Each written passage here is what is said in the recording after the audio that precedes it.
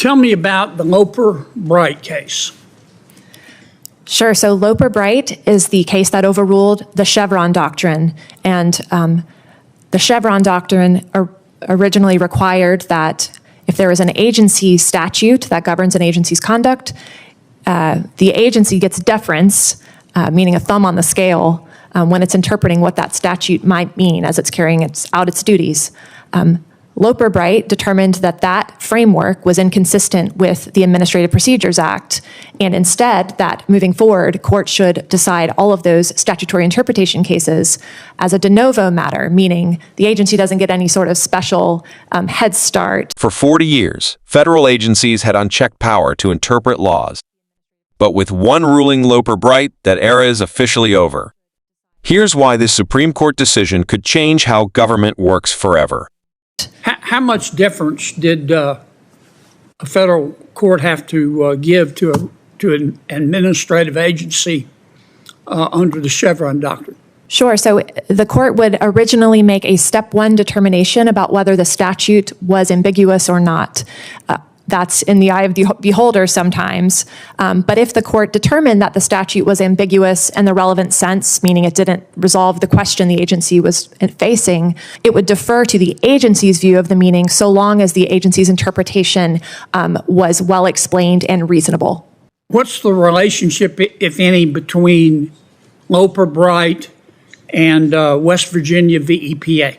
So that's a fascinating question. I think, West Virginia versus EPA applied Chevron, but said we're less likely to find ambiguity, and indeed Congress needs to speak clearly if the agency is purporting to resolve a matter of, in the court's terms, political or social significance. And following Loper Bright, of course, there is no deference. And I think some have commented, including Justice Barrett, that the best way to think about West Virginia versus EPA in interpreting statutes is that it informs the context of how we understand what the statutory terms mean in the context of an agency delegation. So the fact that the agency is purporting to carry out its duties might resolve whether or not the particular question is sufficiently clearly delegated by Congress. That just to me like a distinction without a difference.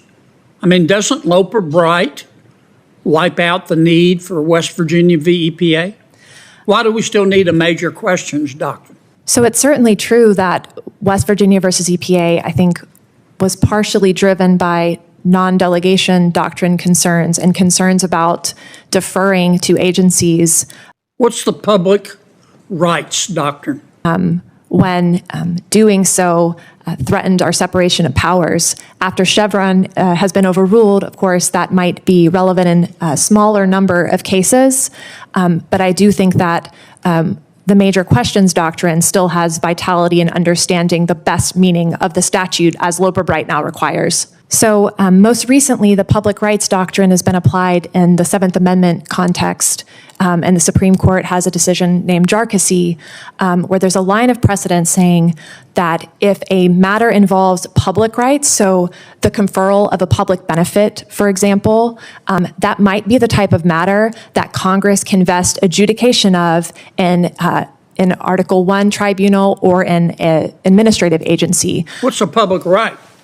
That's a very difficult question to answer in many cases. That's why I'm asking you. Yeah, so I think the best way to think about it is to contrast it with private rights. And what the Supreme Court has instructed with respect to private rights is that they're what we would think of as common law type claims. So contracts, property, torts, the stuff of Westminster in the court's terms. And so if you have a matter like that, that's the type of matter that needs to go before a jury to ensure that the Seventh Amendment's jury protections are abided. By contrast, if there's an internal administrative process, Social Security benefits, things like that, that looks more like a public right that wouldn't have existed but for the government granting it. And what did the Supreme Court hold in, was it Jarkissi? That's right. What did the Supreme Court hold? So the Supreme Court there held that certain matters of the Securities and Exchange Commission actually looked more like common law fraud claims and more like property-based claims that must be tried to a jury in court and cannot be vested in the in-house SEC proceedings to be tried before an administrative tribunal. My time is done. Thank you, Professor. Okay, against my better judgment, Senator Schiff, I promised Senator Schiff I skipped him in order. I promised him one more question. All right, Senator. This gavel will never come to me again, though, if you have one question. So I'm going to hold you to it. Well, I've got the gavel. Well, there we go. This is just in honor of Mike Lee's birthday. Yeah, be sure I understand, Professor. District court rules in a case. You got plaintiff or defendant and defendant. You're representing the plaintiff. Your plaintiff is very unhappy. Any circumstances under which you would advise the plaintiff to ignore the federal court order? So, of course, as a judicial nominee, I would be trying to I issue don't want to proper split orders. hairs here. The normal process is to I know what the seek normal appellate process review. is.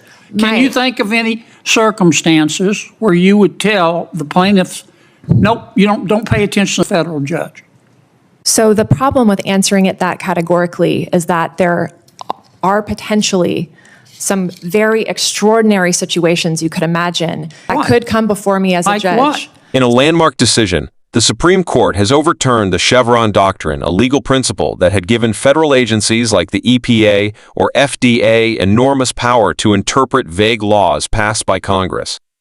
That principle, known as Chevron Deference, meant that courts had to give agencies the benefit of the doubt, so long as their interpretation was reasonable. But the Loper Bright Enterprises v. Raimondo case just upended that, declaring that courts, not bureaucrats, must now decide what the law actually means. This matters because it shifts the balance of power. Instead of unelected agency officials effectively making law, the courts now reassert their authority to interpret it. Supporters say this protects the separation of powers and reigns in the administrative state. Critics fear it could lead to more litigation and slower responses to complex policy issues. The decision also puts into question past rulings made under the Chevron framework and may affect ongoing cases involving environmental policy, healthcare, labor law, and more. In short, this isn't just a legal technicality, it's a fundamental shift in how the American government works. If you care about government overreach, judicial power, or just want to better understand how laws actually get enforced, hit the like button, subscribe, and turn on notifications. We break down complex issues in plain English, so you're always informed, never overwhelmed. Also, drop a comment. Do you think courts should have the final say on interpreting laws, or should agencies get more flexibility? Let's discuss.